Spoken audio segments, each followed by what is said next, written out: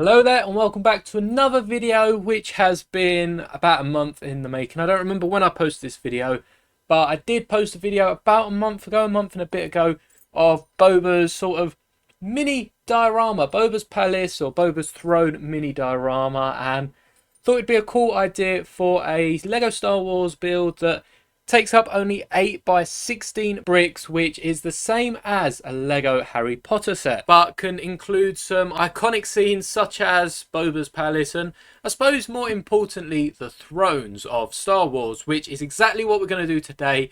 I built another one back when I made this video and it didn't really need its own video. It was using the Mandalorian diorama. I then built one using my Return of the Jedi Throne Room diorama. I destroyed the diorama, had to make space for the Sonic one and built a mini diorama. And then I later on did one just recently for Snoke's room for the sequels.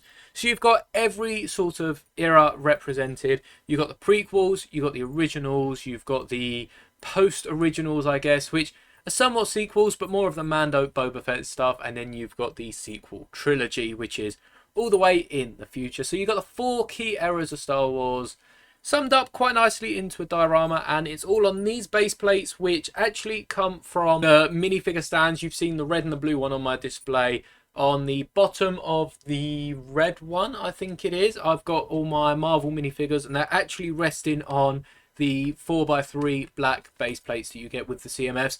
I had so many of them, I'll probably end up doing it to the other one at some point as well, and it gives you these nice lovely 6x8x16 even, 6x18, that would be an odd shape for Lego, but it gives you these lovely plates which you can build things on like Boba's throne. So we'll take a quick look at this. I think originally it was 6x16 that I built the first diorama on, and I also had a floor for the back to tank. The back to tank's gone. I'm turning this into a Thrones diorama, or Throne mini dioramas probably, because they are a bit smaller. You can get 3 of these out of the space of 1 diorama. So for people that do want to collect something, and dioramas take up a lot of shelf space, not only do they take up just over 3 times what this is, because they also have a very nice border, which, let's face it, Lego would definitely give this a border if they made these. But not only does it take up over 3 times the space, you also can't stack them, and that's a problem I've had with many of my dioramas. At most, they probably have 2 walls, which just cannot be stacked because of the other corner. And there is a problem with one of these dioramas that is just the back. But if they did make dioramas like this, even included the Technic pins that they have for Harry Potter, you could not only connect them together and form a display at the back of your shelf or your own display, but you can also fit these in tighter spots like underneath my monitor here, or even piled up next to it, and it doesn't stick out too far, and also allows you to build vertically, which is the big, I guess, selling point of these if they were being sold. I'll probably add these onto a compilation for Rebrickable, so you can buy all 4 of these. And do let me know if you're only interested in one, because obviously buying one would be a lot cheaper than buying the 4. So I can add up the instructions separately if you want, but for now, they'll all be on the same Rebrickable page. So I'll leave that in a link top of the description. If you're interested, do head over. Of course, I have all my other MOCs as well for you to check out. If this is your first time watching one of my videos, definitely head over to Rebrickable, check it out. And there are videos for every single MOC, or at least all of the big ones. But now let's jump down to the desk view and take a look at the other 3, and probably a closer look at Boba's. So, as you can see, the Boba's throne scene here is just built on this, again, 8x16, not 6x18 plate. And it's a very nice size actually to fit a bit of detail. As you can see, all of the scenes in today's videos will include 3 minifigures, which you can see here for Boba's throne. I've included Boba, Cobb Vanth, and Din Djarin, the Mandalorian himself, as they were all vital minifigures to have included in the Book of Boba Fett, so I felt they earned their place, and it would have been very nice to have got a Fennec Shand here, but I'm yet to pick up a Fennec Shand minifigure. I was going to pick up the Boba's Palace set, which does include her, and has actually been on sale for £60 a few times, but I just can't justify the price, so I'm still yet to pick up a Fennec Shand minifigure. But there's lots of details. I mean, if you want to see all the effort and work I put into this and the other floor, the video is already up, so you can check that out. And likewise, I've sort of made a video on this as a full-on diorama, but 2/3 of the diorama was just base plates. So I thought this was the perfect one to turn into another floor.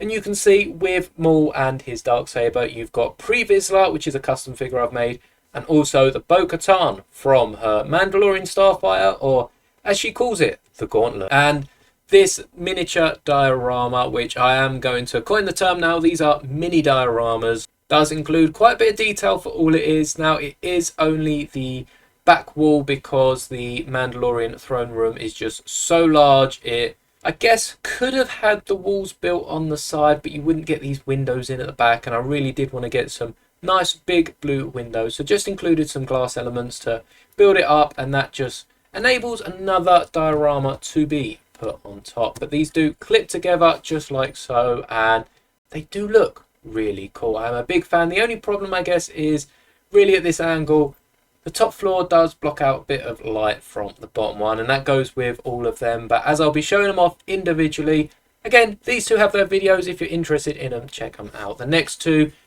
are brand new for this video, so they will be shown off a bit more like the Emperor's Throne Room. This set just looks amazing. It reminds me of the proper old sets where you got the Emperor and Vader and the chair with the window behind it, or perhaps you got the Emperor and two of the Royal Guards. But either way, the old sets that were just the small scene, a few minifigures, and they come out for, I don't know, like a tenner, I guess. But this is built solely using pieces from the 2019 playset again. That playset is probably one of the best playsets we've got, and I know it doesn't really compare to the diorama, but you can build a diorama with it. You can build a mini diorama, and it gives you loads of pieces left over, so I might be persuaded to upload this as an individual build. And just for people that have got the 2019 set, perhaps don't have all the pieces at hand and just want a smaller set to display the Emperor and, more importantly, the two Royal Guards. And I know in the movie Return of the Jedi, the Royal Guards don't necessarily stand by him, but when he is in his office on Coruscant during the reign of the Empire, he does always have two Imperial Guards standing next to him. And in fact, there are two more Imperial Guards in them little booths that I included in the diorama. And I guess you can check out the diorama video if you want. You don't need to, because I'm going to show off everything right now. But I've kept the window from the diorama, changed it a little bit, and how it clips on. It actually clips on at the top rather than being held on by the snot bricks, and does take up 2 studs deep of the build, but it still gets that 8x16. I guess 6x16 is actually taken up what you see right here, but there are 2 studs taken from that window at the back, and you can see there is quite a bit of detail in this set. You've got the computer screens to the left and right, which I've sort of tried to close the walls in from the Death Star, and you can see there are the odd profile bricks included just to add a bit of depth to this otherwise quite straightforward model. And once again, this can stack on top of the others, and you can have a tower of 3, tower of 4 even with the next one. But for the purpose of this video, I'll be including them as 2 separate towers. As you can see, just by placing this on top, it takes up a lot of the space of the screen, so they'll be included at the back just like so. Perhaps I need something to prop them up so you can see them. So I have my keyboard mat here, and there's actually a stain on it, so I have no idea what that is. That's probably just something I've spilt on it and forgotten to clean up, but hopefully I can balance these so at least you get a slightly better angle for. And as we move on to the final build, of course, we've got the sequel one. I just don't think these are standing, so I guess what I can do is just leave them like that, and we'll take a closer look at the end of the video. But last but not least is Snoke's throne room. Of course, one of the better throne rooms from the sequels. Exegol wasn't too magnificent, and in episode 7, I guess we had that room where Snoke was a massive hologram. I don't think we really got a throne room. We just got a bridge where Han met his demise, and not much of a throne room, I guess. But I think this turned out really cool. There were a few colour restrictions I had. I only had 2 of these grey pieces here in the grey colour, and had to use 2 white ones for the other side. And likewise, I didn't really know how to get the bar across up here and the empty space, so I've actually just used the black pieces to sort of match the pattern on the floor, which is this squared off black tiling. Of course, you've got the two Praetorians to Snoke's left and right, and all the controls on his chair, which does definitely stack up. I've even included the little arch detailing behind Snoke, which you can't see from the front, and two giant windows behind the red curtain, which of course does span pretty much the whole of this miniature diorama.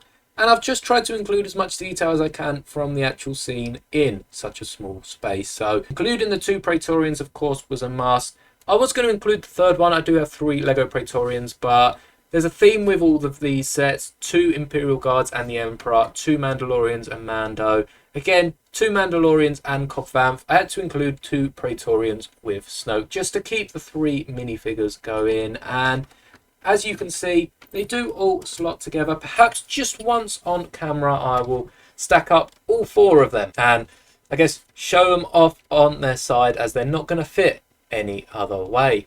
This would stack up just like so on top of your display and would just take up so much less room than having them all. Even if you display them to like this, it's taken up so much less space than 4 complete dioramas. And for these throne rooms, they don't all need the space of a diorama. Now, the Emperor's throne room did use the space very well, but especially if you're doing Jabba's throne, the Mando throne or Snoke's throne, they're all just a back wall, some detailing around the side with not much else going on. So the main thing is the throne. Even with the Emperor's throne, they've included a few steps for Luke and Vader to duel on, but they could have definitely decreased the size, and a third of the size usually means about, maybe not a third of the price, but at least half the price, because you're still getting all the bricks that are used at the back of the dioramas.